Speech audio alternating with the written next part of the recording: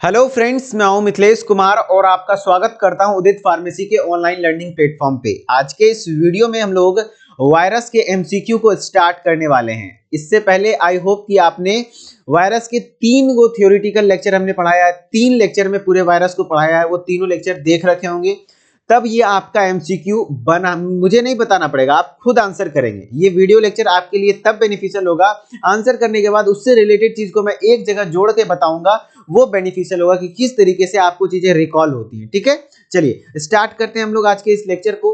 हमारा first question क्या है? प्रथम बार क्रिस्टलाइज किया गया विषाणु था। पहली बार क्रिस्टलाइज किया गया विषाणु कौन सा था? तो क्या था? इन्फ्लुएंजा का विषाणु? नहीं जी, इन्फ्लुएंजा का विषाणु तो नहीं था। फूल गोभी का चितेरा विषाणु? नहीं। तंबाकू का चितेरा विषाणु यानी टोबैको मोजाइक वायरस? जी हाँ, टोबैको मोजाइक वायरस ही तो था जो कि पहली बार क्रिस्टलाइज किया गया वायरस था, जिसको कि क्रिस्टल के रूप में देखा था। किसने पहली बार किसी वायरस को क्रिस्टल के रूप में किसने पाया था? तो डब्ल्यू स्टेनले ने। किसने?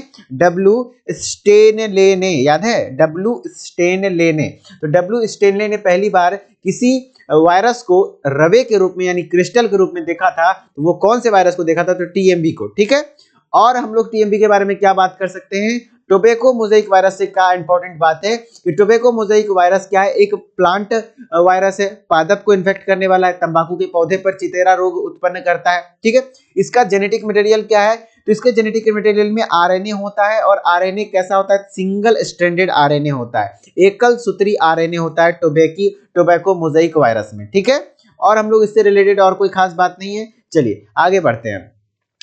हमारा सेकंड क्वेश्चन क्या है? विषाणु रासायनिक रूप से बने होते हैं। जो वायरसेस बने होते हैं वो किससे बने होते हैं? आप बताइए। कार्बोहाइड्रेट से, लिपिड से, किससे? लिपिड से, न्यूक्लियोप्रोटीन से, या प्रोटीन से? तो आपका आंसर क्या चला जाएगा? न्यूक्लियोप्रोटीन से। क्यों चला जाएगा? क्योंकि हमने बता रखा है कि जो वायरस है यानी विषाणु है वो किससे मिलकर बने होते हैं? न्यूक्लिक एसिड प्लस प्रोटीन से। न्यूक्लिक एसिड प्लस प्रोटीन से, और ये दोनों जब मिलता है तो एक कॉमन टर्म बनता है। वो क्या बनता है? Nucleo protein. क्या बनता है? Nucleo protein. समझ रहे? तो न्यूक्लियो प्रोटीन से बना होता है विषाणु वायरस। क्लियर? और इसी से अब बताया जाता है वायरॉइड किसे बनाता है? बताइए, वायरॉइड किसे बनाता है? तो वायरॉइड में क्या प्रेजेंट नहीं होता है? प्रोटीन प्रेजेंट नहीं होता है। सिर्फ इसमें क्या प्रेजेंट होता है? सिंगल स्ट्रैंडेड क्या? RNA. Single stranded RNA present होता है, जो कि सबसे स्मॉलेस्ट पार्टिकल है, सबसे छोटा कण है, जो कि इन्फेक्शियस कण है, जो कि संक्रमण पैदा करता है। सबसे छोटा वो कौन है? वायरॉइड। और प्रियॉन किसका बना होता है? प्रियॉन्स किसका बना होता है? वो प्रोटीन से बना होता है। वो किससे बना होता है? प्रोटीन से बना होता है, जो कि इन्फेक्शन काउज करता है। ठीक है, चलिए नेक्स्ट है हमारा क्या? पादप विषाणुओं में प्रायः होते हैं। पादप विषाणुओं में जो प्रायः अनुवांशिक पदार्थ होते हैं, ऑप्शन से पता चला कि हमें क्या पूछना चाह रहा है, वो अनुवांशिक पदार्थ पूछना चाह रहा है। तो पादप विषाणुओं में प्रायः क्या होते हैं? तो विषाणुओं के बारे में हमने बता दिया है कि विषाणु का खास बात है कि उसमें जो जेनेटिक मटेरियल होगा या तो डीएनए होगा या तो आरएनए होगा। तो जो पादप कोश विषाणुओं में जो प्रायः पाए जाते हैं वो आरएनए ही पाया जाता है। क्या पाया जाता है? आरएनए। जैसे कि एग्जांपल में आप टीएमबी को ले लीजिए, टोबैको मोजाइक वायरस। अभी तुरंत पढ़ा था कि इसमें जो जेनेटिक मटेरियल क्या है? सिंगल स्ट्रैंडेड आरएनए है ना?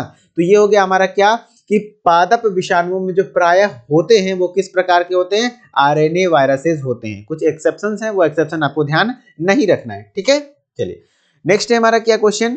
द्विसूत्री डबल स्ट्रैंडेड आरएनए विषाणु कहलाते हैं। डबल स्ट्रैंडेड आरएनए विषाणु के लिए एक कॉमन टर्म होता है, बताइए वो क्या कहलाता है? वैसा विषाणु जिसमें कि डबल स्ट्रैंडेड आरएनए पाया जाता है उसको हम लोग क्या कहते हैं? याद कीजिए, रियो वायरसेस। क्या कहते थे? रियो वायरसेस। अब उसी को हिंदी में देख सकते हैं, क्या कह सकते हैं? रियो वायरसेस। तो आपका ऑप्शन है राइबो विषाणु? नहीं जी। आर्बो विषाणु? नहीं जी। क्या कहते हैं? राइबोवीरा? रियो विषाणु। जी हाँ, रियो वायरस यानी रियो विषाणु।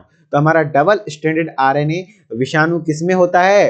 रियो विषाणु। उसी को हम लोग क्या कहते हैं? रियो विषाणु कहते हैं। अब रेट्रो विषाणु किसको कहते हैं? तो रेट्रो विषाणु उसको कहते हैं जिसमें कि क्या हो? सिंगल स्ट्रैंडेड आरएनए हो प्लस उसमें एक नया एंजाइम, एक अलग एंजाइम पाया जाए। वो कौन सा? Reverse transcriptase. कौन सा? रिवर्स ट्रांसक्रिप्टेज एंजाइम पाया जाए तब हम लोग उसका कहते हैं रेट्रोवायरस। और रेट्रोवायरस का एग्जांपल क्या है? एचआईवी वायरस जो ह्यूमन इम्यूनोडेफिशिएंसी वायरस है वो एक प्रकार का क्या है? रेट्रोवायरस है। देख रहे किस तरीके से हर चीज को एक जगह से एक जगह दूसरी जगह लिंक कर रहा हूं, इसी तरीके से आपको भी लिंक करते हुए पढ़ना है, ठीक है। नेक्स्ट क्या है? साइनोफेजेज का खोज की थी। तो साइनोफेजेज क्या है? फेजेज वर्ड लगा मतलब वायरस है, किस पर अटैक कर रहा है? साइनोबैक्टीरिया पर। साइनोबैक्टीरिया पे एक्ट करने वाला वायरस को हम लोग क्या कहते हैं? साइनोफेजेज कहते हैं। तो आप बताइए, इसका हमने ट्रिक बताया था, सॉ से साइनो, सॉ से सेफरमेन, है ना। तो सॉ से सेफरमेन तथा मॉरिस ने क्या कहते हैं, ये क्या चीज का खोज किया था? साइनोफेजेज का खोज किया था। साइनोफेजेज को हिंदी में और एक नाम कहते हैं नील हरित शैवाल भोजी। इसका खोज किसने किया था? तो सेफरमेन तथा मॉरिस ने किया था, ठीक। चलिए नेक्स्ट है हमारा क्या? संरचनात्मक दृष्टि से पूर्ण विषाणु क्या कहलाता है? तो संरचनात्मक दृष्टि से अगर स्ट्रक्चरल पॉइंट ऑफ व्यू से देखेंगे आप, तो पूर्ण विषाणु को हम लोग वायरा कहते हैं। क्या कहते हैं? वायरा कहते हैं। पूर्ण विषाणु को हम लोग क्या कहते हैं? वायरा कहते हैं, ठीक है। वायरॉइड क्या है हमने बता दिया है, वायरस क्या है वो भी बता दिया है। विरियन आप मत जानिए, वायरा जरूर जानिए कि क्या है, इतना जानिए कि स्ट्रक्चरल पॉइंट ऑफ व्यू से किसी वायरस को हम लोग क्या कहेंगे? पूर्ण वायरस को, पूरे वायरस को तो वायरा कहेंगे। क्लियर? चलिए नेक्स्ट क्वेश्चन हमारा क्या है? शैवाल पर पाए जाने वाले विषाणु कहलाते हैं। तो हमने इसका ट्रिक बता दिया है, शैवाल पर पाया जाएगा। तो शैवाल के लिए कॉमन टर्म यूज क्या होता है? फाइको। क्या? क्योंकि स्टडी ऑफ एल्गी क्या कहलाता है? फाइकोलॉजी। तो उसी तरीके से फाइको वर्ड यूज होगा, फाइको। अब विषाणु बनाना है तो इसमें क्या लगा देंगे? PHAGEG, फाइकोफेजेज। तो फाइकोफेजेज हो गया, इसका मतलब क्या हुआ?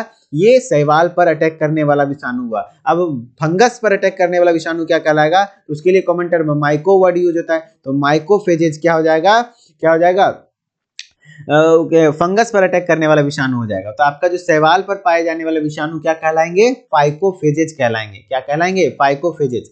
साइनोफेजेज वैसा वो विषाणु जो कि साइनोबैक्टीरिया पर एक्ट करे। माइकोफेजेज उस विषाणु कहेंगे जो कि फंगस पर अटैक करे, ठीक है। चलिए नेक्स्ट है जीवाणु भोजियों यानी बैक्टीरियोफेजेज की खोज की गई। बैक्टीरियोफेज की खोज किसके द्वारा की गई थी? बताइए। ट्वार्ट नाम के किसके द्वारा किया गया था?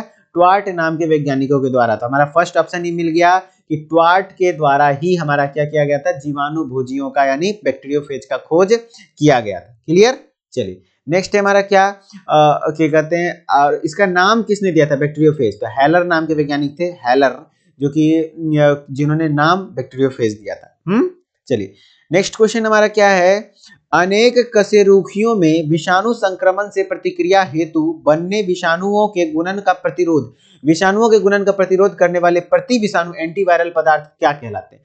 तो हमने बताया था कि यदि कोई कोशिका है, कोशिका पर कोई वायरस अटैक करता है तो वो वायरस अपना जेनेटिक मटेरियल इसके अंदर डालता है, तो उसके मल्टीप्लिकेशन को, उसके गुणन को रोकने के लिए वो वायरस अपने बचाव में क्या बनाता है? एक प्रोटीन बनाता है जिसका नाम क्या बताता है? इंटरफेरॉन। क्या?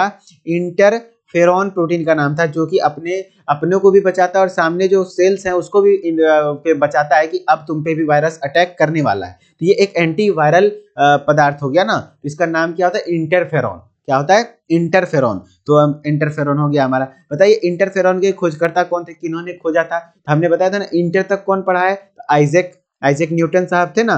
तो आइजैक न्यूटन यहाँ नहीं, बस आइजैक नाम के वैज्ञानिक थे, आइजैक नाम के वैज्ञानिक थे, उनका याद रख लेना, आइजैक, ठीक है। इंटरफेरॉन का खोज किए थे। ओके नेक्स्ट क्वेश्चन हमारा क्या है कि विषाणुओं के रोचक लक्षणों में एक होता है कि ये विषाणुओं का कोई एक लक्षण, जैसे कि विषाणु के बहुत सारे कैरेक्टरिस्टिक्स पढ़ा है, उसमें से कौन सा एक लक्षण है इस ऑप्शन के अनुसार? केवल प्रोटीन के बने होते हैं, ऐसा तो नहीं है। केवल प्रोटीन का क्या बना होता है? प्रियॉन्स। क्या बना होता है? प्रियॉन्स। तो ये तो हमारा होगा नहीं, ये ऑप्शन नहीं होगा हमारा। दूसरा ऑप्शन, केवल पोषक के कोशिका द्रव्य में गुणन करते। जी हाँ, बाहर में गुणन नहीं कर सकता, ये जब भी करेगा तो होस्ट सेल के अंदर जब इन्फेक्ट करेगा उसी में अपना मल्टीप्लिकेशन कर सकता है। तो हमारा क्या आंसर हो जाएगा? केवल पोषक के कोशिका द्रव्य में ही गुणन करते हैं। किसके अंदर? केवल पोषक कोशिका के अंदर ही गुणन करते हैं, ये तो ठीक है। अब हम लोग दूसरा और भी तीसरा ऑप्शन देख लेते हैं, क्यों नहीं होगा? केवल जीवाणुओं के अंदर मिलता है, ऐसा तो कहीं नहीं बोले कि वायरस सिर्फ जीवाणु में मिलता हो।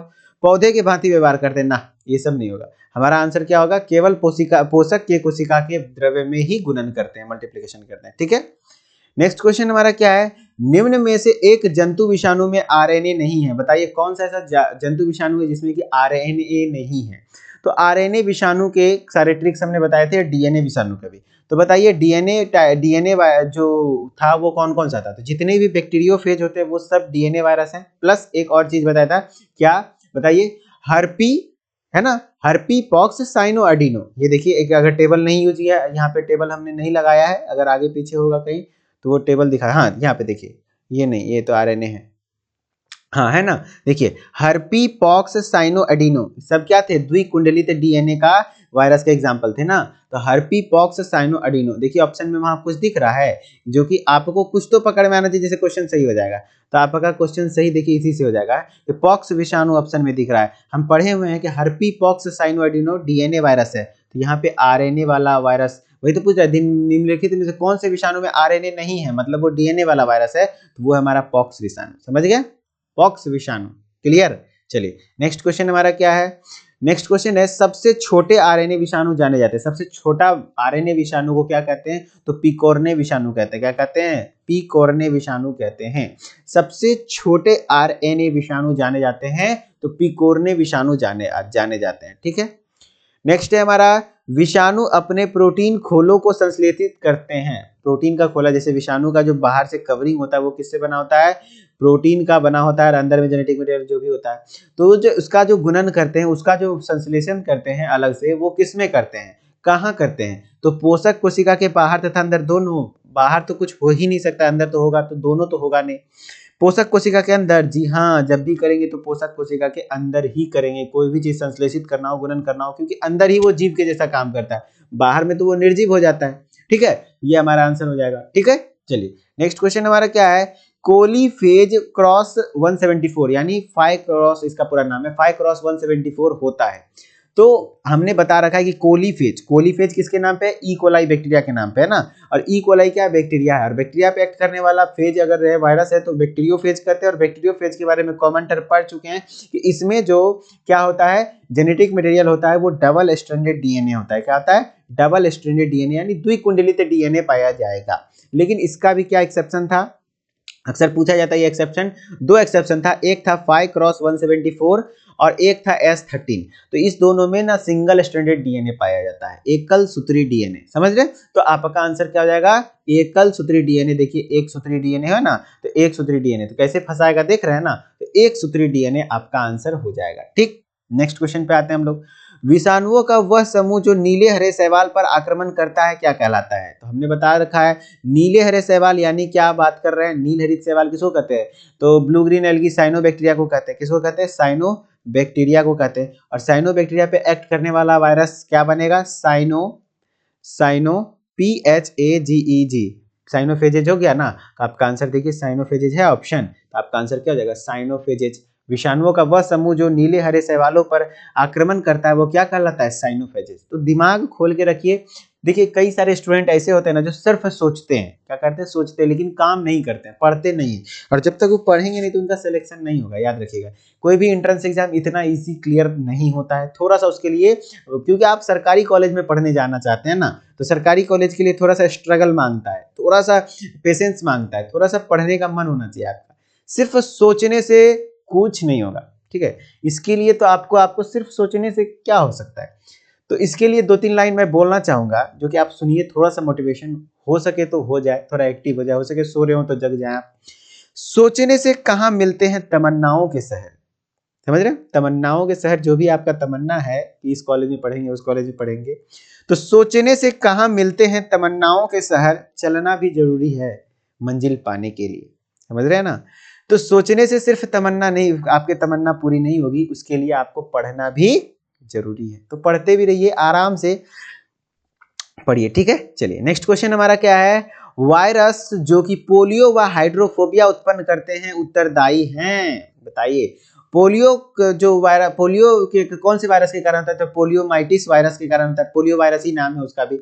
हाइड्रोफोबिया किस वायरस के कारण होता है? तो रेबीज वायरस के कारण होता है। किसके कारण? रेबीज। खास बात है कि ये जो पोलियो और हाइड्रोफोबिया होता है, हाइड्रोफोबिया यानी पानी से डर लगना, दोनों में ना क्या होता है, हमारे नर्वस सिस्टम, नर्व्स टिश्यू को ही डैमेज कर देता है। क्या कर देता है? नर्व्स टिश्यू यानी हमारा जो न्यूरॉन है उसको डैमेज कर देता है, हमारा जो तंत्रिका तंत्र है उसको डैमेज कर देता है। तो वही कह रहा है कि पोलियो और हाइड्रोफोबिया जो उत्पन्न करते हैं वो किसके लिए उत्तरदायी होते हैं? तो जो अगर जो वो नर्व टिश्यू को क्या कहते हैं कर दे, क्या कहते हैं अफेक्ट, तो उसको हम लोग न्यूरोट्रोपिक, एक नया टर्म देते हैं। क्या कहते हैं? न्यूरोट्रोपिक। क्या कहते हैं? न्यूरोट्रोपिक। तो आपका आंसर क्या हो जाएगा? न्यूरोट्रोपिक वायरस, जो कि पोलियो न्यूरोट्रोपिक वायरस हो जाएगा।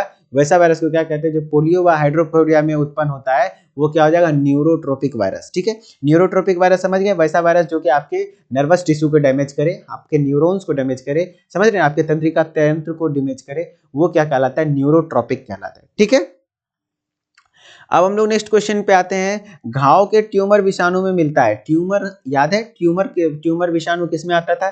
तो सब ट्रिक है, सब ट्रिक है। यदि ट्रिक याद होगा तो बन जाएगा। जैसे कि हमने क्या ट्रिक बताया था, बताइए। आरएनए वायरस है, आरएनए वायरस डीएनए वायरस का एक ट्रिक है। डीएनए वायरस पहले मैं रिवाइज करा देता हूँ। डीएनए वायरस, जी हाँ, जितने भी बैक्टीरियोफेज हैं वो सब डीएनए वायरस है, प्लस 4 और था हर्पी पॉक्स साइनो एडिनो, ये सब डीएनए है और सब आरएनए है। ठीक है, अब आरएनए के कुछ एग्जांपल है। आरएनए में सिंगल स्ट्रैंडेड आरएनए बहुत सारा है और कुछ डबल स्ट्रैंडेड आरएनए है। तो सिंगल स्ट्रैंडेड आरएनए का ट्रिक क्या था? लेके पोलियो इन्हें तुम आओ, लेके पोलियो इन्हें तुम आओ, तब एगो आरएनए देंगे। ठीक है, लेके मैंने ल्यूकेमिया, पोलियो वायरस है ना, देखिए सिंगल स्ट्रैंडेड आरएनए मिल गया आंसर। देखिए लेके पोलियो, अच्छा ट्यूमर के बारे में पूछ रहा है। लेके पोलियो इन्हें मतलब इन्फ्लुएंजा, तुम मैंने तंबाकू, ये तंबाकू मुझे एक विषाणु, ये सब क्या है? सिंगल स्ट्रैंडेड आरएनए वाले हैं। और जो हमारा द्विकुंडलित डीएनए वाला था, आरएनए वाला था, वो उसका ट्रिक क्या था? TR², क्या? TR²D, TR²D, टी मतलब ट्यूमर, आर मैंने रियो वायरस, और क्या कहते हैं? राइस ड्वार्फ विषाणु। ठीक है, और डी मैंने डाई, मतलब डबल स्टैंडर्ड आरएनए पाया जाता है। तो टी मैंने ट्यूमर आ गया ना। देखिए ट्यूमर विषाणु क्या था, तो याद करना पड़ेगा। ट्यूमर विषाणु क्या था? द्विकुंडलित आरएनए था। क्या था? द्विकुंडलित आरएनए। तो द्विसूत्री आरएनए आपका आंसर चल जाएगा कि ट्यूमर विषाणु में जो मिलता है वो क्या मिलता है? द्विसूत्री आरएनए मिलता है। क्लियर? चलिए नेक्स्ट क्वेश्चन हमारा क्या है? साइनोफेजेज में अनुवांशिक पदार्थ है। तो साइनोफेजेज में अनुवांशिक पदार्थ है, याद रखिए। साइनोफेजेज कहाँ पे पढ़े थे?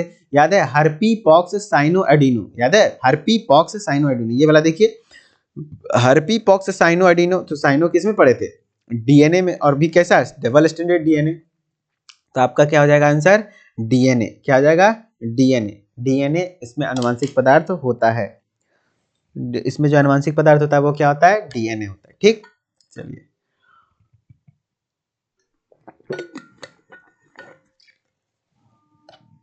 अब हम लोग नेक्स्ट क्वेश्चन पे आगे बढ़ते हैं। हमारा नेक्स्ट क्वेश्चन क्या है? नेक्स्ट क्वेश्चन है हमारा, कोशिका सिद्धांत के लिए निम्न में से एक अपवाद है। कोशिका सिद्धांत का अपवाद क्या है बताइए? कोशिका सिद्धांत के अनुसार था कि जितने भी जीव हैं वो सब कोशिकाओं से ही मिलकर बने होते हैं। ठीक है, तो यहाँ पे ये तो ए सेलुलर स्ट्रक्चर है, याद है? ए सेल्यूलर स्ट्रक्चर और कोशिकीय है, इसमें कोई भी सेल का पार्ट नहीं पाया जाता है। तो इस कारण से ये कोशिका सिद्धांत का अपवाद भी है। कौन? विषाणु। कौन? विषाणु, वायरस। ठीक, नेक्स्ट क्वेश्चन हमारा, मनुष्य में विषाणुओं द्वारा उत्पन्न रोग है। बताइए मनुष्य में वायरस के द्वारा उत्पन्न रोग कौन कौन सा है? तो हाइजा जो होता है वो अभी तो आप नहीं पढ़े, लेकिन मैं बता देता हूँ। हाइजा एक बैक्टीरियल डिजीज है जो कि विब्रो कोलेरी नाम के बैक्टीरिया से होती है। किसके कारण?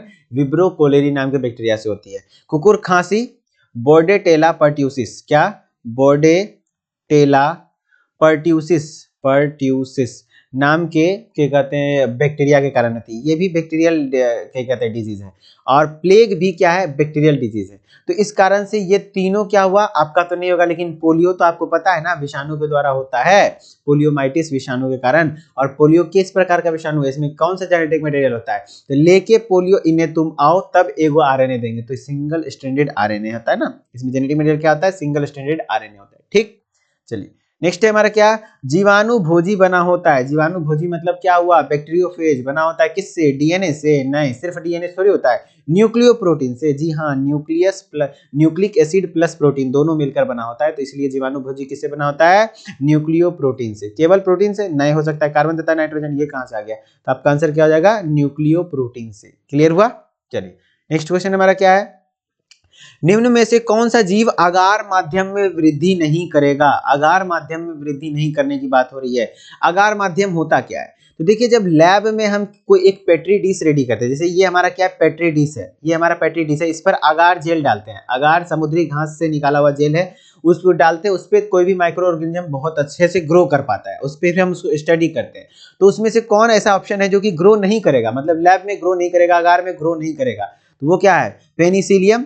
कौन ग्रो नहीं करेगा, जो क्या कहते हैं, आप वायरस के बारे में याद है, वायरस क्या करता है, सिर्फ ग्रो कहाँ करता है, वो होस्ट सेल के अंदर, किसी जीवित कोशिका के अंदर जाएगा तब। तो जब यहाँ पे कोई जीवित कोशिका है ही नहीं, अगार जेल के ऊपर कभी ग्रो नहीं करेगा, तो आपका और सब तो ग्रो करेगा ही, चाहे वो पेनिसिलियम हो, बैक्टीरिया है, या फिर ब्रेड फफूंदी है, या ईस्ट है, सब ग्रो करेगा, लेकिन विषाणु कभी ग्रो नहीं करेगा। क्यों? क्योंकि ये बाहर एक तरीके से नॉन लिविंग के जैसा काम करता है, नॉन लिविंग के रूप में तो वृद्धि नहीं करेगा ना, इसका रिप्रोडक्शन भी नहीं होगा, समझ रहे। चलिए नेक्स्ट क्वेश्चन हमारा क्या है, एक जीवाणु भोजी पहचाना जा सकता है अपनी किस आकृति के द्वारा। तो जीवाणु भोजी यानी बैक्टीरियोफेज, हमने बता दिया था, इसमें टेल पाया जाता है, और ये ऊपर में हेड टाइप का है, तो इस तरीके से टेल टाइप का पाया जाता है ना, इसलिए इसको कहा जाता है टेडपोल के आकार का। किसके आकार का?